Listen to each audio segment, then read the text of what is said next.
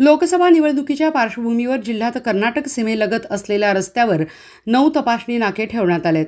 यापैकी कागवाड रस्त्यावरील म्हैसाळ तपासणी नाका महत्त्वाचा मानला जातो। या ठिकाणी 24 तास पोलिसांचा सक्त पहारा असून येणाऱ्या सर्व वाहनांची कडकपणे तपासणी केली जाते। लोकसभा निवडणुकीच्या पार्श्वभूमीवर कर्नाटक सीमेवर उभारण्यात आलेल्या तपासणी नाक्यामुळे 5 लाखांची गुटखा तस्करी म्हैसाळ येथे उघडकीस आली। या प्रकरणी चालकाला अटक करण्यात आली आहे। तपासणी करत असताना गुरुवारी दुपारी वाहनाची MH10AQ 5384 याची झडती घेतली असता बंदी असलेल्या गुटख्याची पोती आढळली। वाहनात पोत्यात भरलेली विमल मसाला, विमल तंबाखू, विमल किंग तंबाखू व किंग तंबाखू असा सुमारे 5 लाखांचा गुटखा आढळून आला।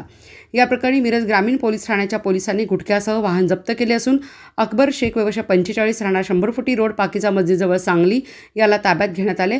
वाहनही जप्त करण्यात आले आहे। याबाबत रात्री उशिरा पोलीस ठाण्यात गुन्हा दाखल करण्यात आला आहे।